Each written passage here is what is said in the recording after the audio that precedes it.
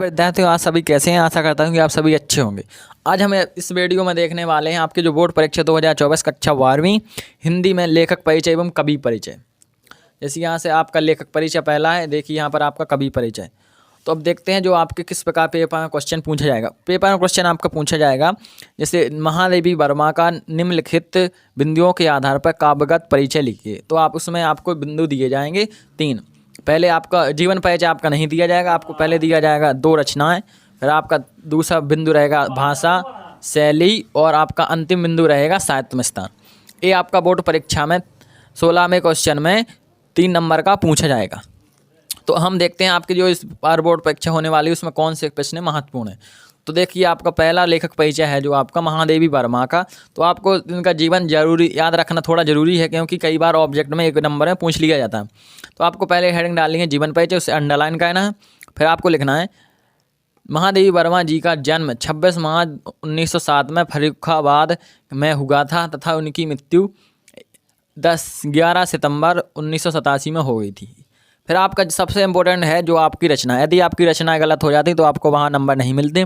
तो रचना है इनकी पहली दीपशिखा, यामा, रश्मि, नीरजा, मेरा परिवार, भक्तिन, अतीत के चलचित्र, स्मृति रेखाएं। आपको कोई 2 रचना जरूरी होती हैं, तो आप दीपशिखा, यामा, रश्मि, नीरजा ये आप 4 सीख लीजिए। इसमें आपको एक भूल भी जाएगी तो आप 3 लिख दीजिए। अब देखते हैं आपको हेडिंग डालनी है भाषा, और आपको भाषा का अंडरलाइन करना। फिर भाषा के यहाँ से जो आप अंडरलाइन करते हैं तो इस साइड आपको नहीं लिखना है, इस साइड आपको लिखना है। यही आपके कॉपी के लिखने का तरीका है। यदि आप तरीका से कॉपी लिखेंगे तो आपको नंबर मिलेंगे, नहीं तो आपका आधा नंबर उसमें कट जाएगा। दूसरा देखिए इसमें लिखना महादेवी वर्मा जी की भाषा बहुत सरल और सुबोध थी।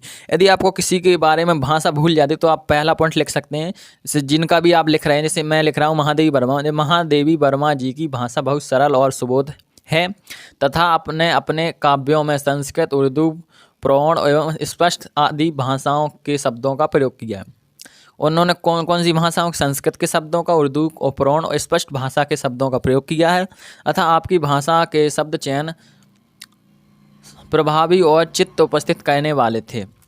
तो आपको इतना ही भाषा में लिखना है। और देखिए आप किस बार हेडिंग डालेंगे आप शैली। यदि एक ही पॉइंट में भाषा शैली दोनों पूछ लिए जाते हैं तो आपको भाषा और शैली दोनों एक साथ ही लिख देना है। ऐसे महादेवी वर्मा जी ने अपनी भाषा से शैली को बहुत सरल और सहज बना दिया तथा आपने अपने काव्य में मनुष्य मुख्य रूप से 3 शैलियों का प्रयोग किया। तो शैली में उन्होंने कौन कौन सी शैली का प्रयोग किया? देखिए पहली विवेचनात्मक, विचारात्मक और कलात्मक शैली है।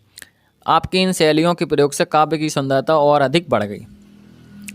अब आपका अंतिम जो पूछा जाएगा पॉइंट, उसमें आपका साहित्य में स्थान। तो आपको इसमें लिखना है महादेवी वर्मा जी का साहित्य में महत्वपूर्ण स्थान है तथा आपको यामा पर ज्ञानपीठ पुरस्कार मिला। जो उनकी यामा रचना थी, उन्हें उन रचना के बाद इतनी लोकप्रिय रचना हुई उनकी जिससे उन्हें ज्ञानपीठ पुरस्कार दिया गया। आपका देखिए ये हो गया महादेवी वर्मा का। आपको देखिए इसमें आपको दूसरा सीखना है रघुवीर सहाय का। इसमें आपको इसी प्रकार लिख देना है जीवन परिचय। फिर आपको रचनाएं, इनकी रचना आत्महत्या के विरुद्ध, हंसो हंसो जल्दी हंसो, सीढ़ियों पर धूप में, लोग भूल गए हैं, कैमरे बंद अपाहिज। ये देखिए आप उनका भाव पक्ष, और देखिए ये रहा उनका कला पक्ष, और ये अंतिम में देखिए यह आपका साहित्य में स्थान। रघुवीर सहाय जी का हिंदी साहित्य में महत्वपूर्ण स्थान है तथा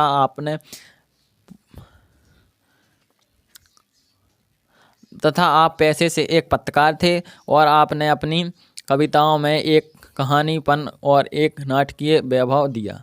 वे मतलब उनका पहले जो काम करते थे रघुवीर सहाय, वे पत्रकार का काम करते थे। आपको देखिए अब इसमें तीसरा सीखना है कवि में तीसरा, और टोटल आपको तीसरा इसमें चौथा है। तीसरा वाला आपका रघुवीर सहाय का, चौथा देखिए तुलसीदास जी का। ये आपका बहुत महत्वपूर्ण है। गोस्वामी तुलसीदास जी का जन्म उत्तर प्रदेश के बांदा जिले में राजापुर गांव में 1532 में हुआ था। इनकी मृत्यु 1623 में काशी में हुई थी। अब देखिए यहाँ पर इनकी रचना है। देखिए सबसे प्रमुख रचना आपकी रामचरितमानस, कवितावली, गीतावली, पार्वती मंगल, जानकी मंगल, कृष्ण गीतावली, रामाज्ञा प्रश्न आदि। आपकी रचना आपको इसमें ध्यान रखना है रामचरितमानस, कवितावली, गीतावली। बस आपको 3 रचना अति महत्वपूर्ण है इनकी, वह आपको ध्यान का रखना।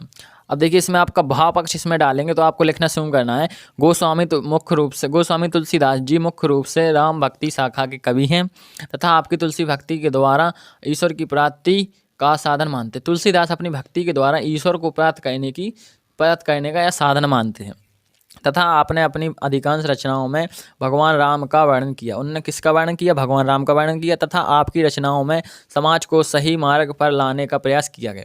जो उनकी रचना है उनमें समाज को सही मार्ग पर लाने का प्रयास किया गया। अब देखिए इसमें आपका ये रहा कला पक्ष, तो कला पक्ष आप इसको लिख दीजिए। अब मैं आपको यदि पढ़कर बताऊंगा तो वीडियो काफ़ी लंबा हो जाएगा, आगे अपन को और भी देखने हैं। अंतिम देखिए, हिंदी साहित्य में स्थान। हिंदी साहित्य में तुलसीदास जी का लोकप्रिय कवि माना गया है। मानव जीवन का स्वर्णीय चित्रण आपने किया।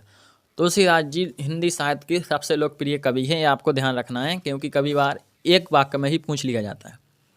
अब देखिए आपको अगला इसमें सीखना है सूर्यकांत त्रिपाठी निराला। उनका पहले आपको जीवन परिचय लिखना है। उनका जन्म 1899 में हुआ था और इनका मृत्यु हुई थी 1961 में।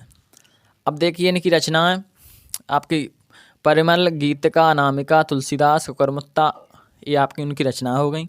भावपक्ष आपको इसी प्रकार लिखना है। तरीका आपको यही रखना है लिखने का। यदि आप तरीका बदलेंगे तो आपको बोर्ड परीक्षा में नंबर कट सकते हैं, तो कृपया आप तरीका से लिखें तभी आपको नंबर मिलेंगे। साहित्य में स्थान। हिंदी साहित्य में निराला जी का देखिए उनका शॉर्ट नाम है, उनको निराला जी भी कहते हैं। पूरा नाम कभी कभी नहीं आता है लिखकर, तो आपको ध्यान रखना है कि सूर्यकांत त्रिपाठी निराला जी का शॉर्ट नाम निराला जी है। उत्कृष्ट स्थान है तथा आपने हिंदी कविताओं में नई दिशा प्रदान की। जो हिंदी कविताएं हैं उन्हें सूर्यकांत त्रिपाठी निराला जी ने नई दिशा प्रदान की। इसके बाद आपको देखना है, आपको याद करना है जयनंद कुमार जी का। ये आपके बजाय दर्शन पाठ के लेखक हैं। इनका जन्म देखिए 1905 में उत्तर प्रदेश के अलीगढ़ शहर में हुआ था। इनका निधन या मृत्यु 1990 में दिल्ली में हुई। ये दिल्ली अस्पताल में भर्ती थे, वहीं पर उनकी मृत्यु हो गई थी। अब इनकी रचना देखिए। बजाय दर्शन आपका पाठ का नाम है परख, अनाम, स्वामी, सुनीता, त्यागपत्य, कल्याणी। आपको ध्यान रखना बजाय दर्शन, परख, ये उनका उपन्यास है।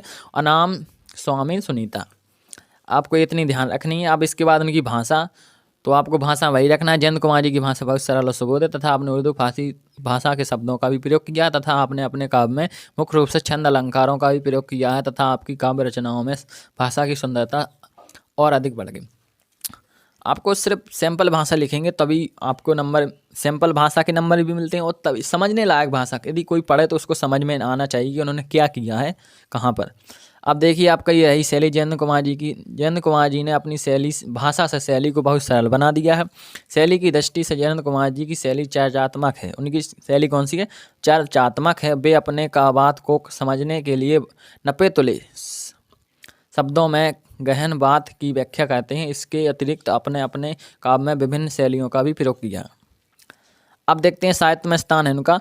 जयंत कुमार जी का हिंदी साहित्य में महत्वपूर्ण स्थान है तथा आपने हिंदी साहित्य जगत में इनका योगदान या अवदान या योगदान एक ही शब्द है, बहुत व्यापक एवं विधिपूर्ण है।